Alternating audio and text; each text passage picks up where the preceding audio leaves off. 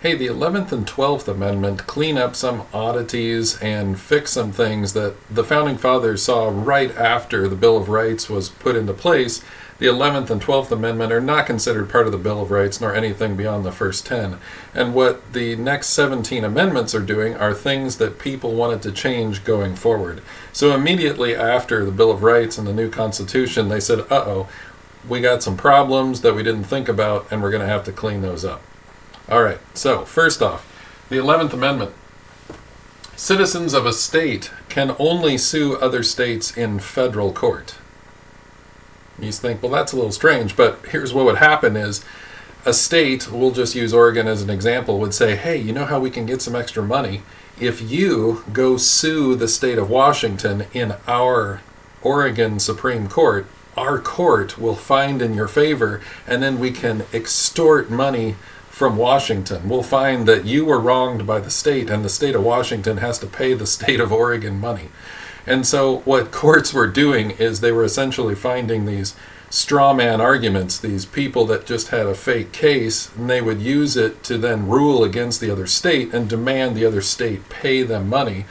And each state was trying to plunder the other one, and that was just ridiculous. And so if a state that's not your state wrongs you, then you have to sue them in federal court. So you have the state courts, each state has its successive courts, and you go to regular court and then appeals court and then Oregon Supreme Court. But above that, you've also got this whole other level of the federal court. So the federal court, appeals court, Supreme Court of all of the country. So if two states have a problem, they can't sue each other in each other's courts. It has to go to the federal court to decide which state was wrong and who owes who money. Okay? Because otherwise they were just setting up fake cases to then extort money out of the other states and back and forth, and it was a real mess. As a side note, the Constitution prohibits any sort of block on interstate commerce. So you must allow free trade. Now, there's been some problems with that. So when I was growing up, the state of Oregon, if you went camping, you would pay like $14 to a campsite. But if you had a Washington license plate, then they would charge you $28. And that was a real mess, and it got through the courts, and they said stop it. The federal court said knock it off. So now when you use a campground, it's just a flat fee in all the states. You might ask then, how is hunting an in-state versus an out-of-state? And what happens is that the state, like Idaho, will charge everyone like $1,000 for a deer tag in the state of Idaho.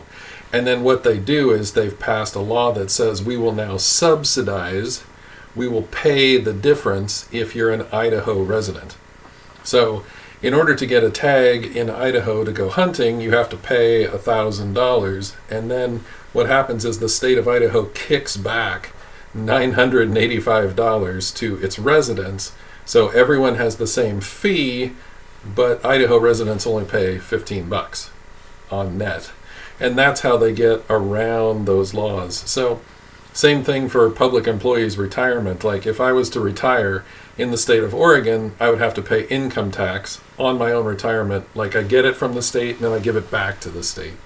So a lot of people move to Washington who doesn't have an income tax. And then the state of Oregon said, oh, well, we're still going to tax you. It doesn't matter. And it was successfully sued. You can't tax just because other people don't have a state tax over there. So Oregon now takes a chunk out of everyone's retirement, and then if you stay in the state of Oregon, they give you the same amount of money back as they would as if you paid the tax. So, it's quite a deal. The states get really grabby with money, and those are some of the things that crop up from time to time. So you need to understand that you can't sue other states just to extort money, and we're supposed to have, in theory, free trade. All right? Okay, so that's the 11th Amendment. The 12th Amendment, it turns out that when they had a vote for president the third time, Thomas Jefferson and Aaron Burr received exactly the same amount of votes. And who is going to be president, Jefferson or Burr? And so the House of Representatives was supposed to decide it, and they voted like 36 times. And finally, someone switched their vote, and Thomas Jefferson became our third president. So to avoid this happening in the future, they set up a more organized process for how this would occur. So that's the 12th Amendment. When voting for the president, if there is a tie or no person receives a majority vote, then the House of Representatives picks the president. All right? But the way they choose is a little interesting. This has never happened since our third presidential election with Aaron Burr and Thomas Jefferson. However, this is 2020 as I'm making this video. I might have to remake this, but this might actually happen with Donald Trump and Joe Biden. Because if no one gets a clear majority and we can't figure it out, it's been bantered about that with COVID, everyone's going to have mail-in ballots. Ballots are going to get lost. Things are going to get cheated on. No one's going to accept these ballots. And so who knows who won the election? That's a possibility. The Constitution then has it go to the House of Representatives. But the way they do this is interesting because this is a vote by state delegations. Okay, so you get one vote per state. So this isn't California and New York picking who gets to become president, because that's what we did. We did a popularity contest and we couldn't figure it out. So what our founding fathers have always gone back to is states' rights. Each state is a very independent sort of agency, and we're not just one big country, okay? We're actually like united states, like we're all different countries, and we're united in this. And that's why it's like a big free trade zone between different countries. So you want to think of Washington, Oregon, California, those are actually like little countries. That's what our founding fathers envisioned, and we all band together for the purpose of money, free trade, army, navy. But other than that, each state does its own thing. It's only lately that we've become this sort of one monolithic kind of power. So this is the way it was written. Each state has one vote. California has one vote. Oregon has one vote. Wyoming is equal to California with one vote.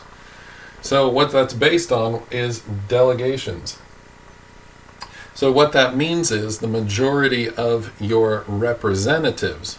So California has 51 representatives, 54, something like that. Whoever has the majority, it is Democrats in California, and so they will vote for, most likely Joe Biden, one vote. Whereas Wyoming sends Wyoming sends one representative, and they are a Republican, and they will probably vote for Donald Trump. So whoever wins the delegation, the total number of representatives going, wins that state, and then can vote for the president and cast one vote. Currently, I think it is 26 to 24 Republicans. Okay? So that's weird, because in the House of Representatives, it is the majority of representatives in the House are Democrats, but that's because of all those ones from California, almost all of them are Democrat, and so it totally moves the popular vote over towards the House of Representatives being Democrat. But if you go by states won or lost by different groups, you're going to find that 26 states send a majority Republican representatives, and 24 states send the minority, in this case, Democratic representatives. So it is 26 to 24. So the leader of the House, who is a Democrat, Nancy Pelosi, is beating the drum because we got to get out there and we got to get more representatives in some of these Republican states. Because if they can flip Wyoming from one Republican to one Democrat, that changes the whole vote of the situation. So if we come into a presidential election where we can't decide the presidency, then that extra time between November when we vote and January when they take office is going to be spent doing this. The representatives will convene, and we'll see then, now it matters who all those ballots legitimate for representatives, we then figure out who our representatives are, and they then vote for the presidency. So if ballots are not legitimate, and they include the presidency and representatives, this could be a big deal, because this is the mother of all problems. If we have a vote and no one can tell who's president, and it gets kicked to the House of Representatives, but those votes are challenged and no one can tell who the representatives are, it's currently so close, 26 to 24, that would be in jeopardy as well. And then, who's going to rule on this? The Supreme Court? Well, the Supreme Court currently has 4 liberal justices and 4 conservative justices, and we're deadlocked again. So that's a mess. So getting a justice through, Trump obviously wants to put in a conservative justice, that might very well sway the whole election, because our only voting body that actually has any unchallengeable authority here is going to be the Supreme Court. So this might come down to a constitutional crisis where we have to throw out our whole election and come up with something new. And I think it'll motivate us towards doing something better in the future, because I can see on the horizon how voting is going to really be done, and it's going to be guaranteed. There's a new technology called blockchain technology, and you think of this as far as making trades, buying and selling stuff online. Bitcoin is made with blockchain technology. You have your own, specific mathematical algorithm that is only known to you and spit out by your computer, and it guarantees that it cannot be broken into and it's yours. So if we can do voting that way, we would not run into this again. Unfortunately, I think America is going to have to go through a crisis like this in order to figure out, hey, this mail-in stuff isn't going to work. This absentee balloting where, you cast your vote ahead of time or, a month after, is really not going to work. I think it's going to be a crisis. It's going to be ugly. Who knows who's going to come out as president or, has control of the House of Representatives or not. And I think we're going to add a new constitutional amendment that's going to require people to vote with the blockchain technology. And you'll vote from your phone whenever you feel like voting.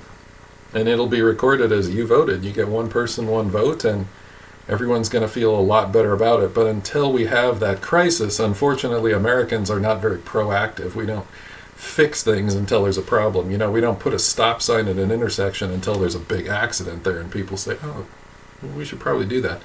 So unfortunately, that's my prediction for the future. This 2020 election will be a mess, and it will motivate some constitutional changes, hopefully, and some technological changes.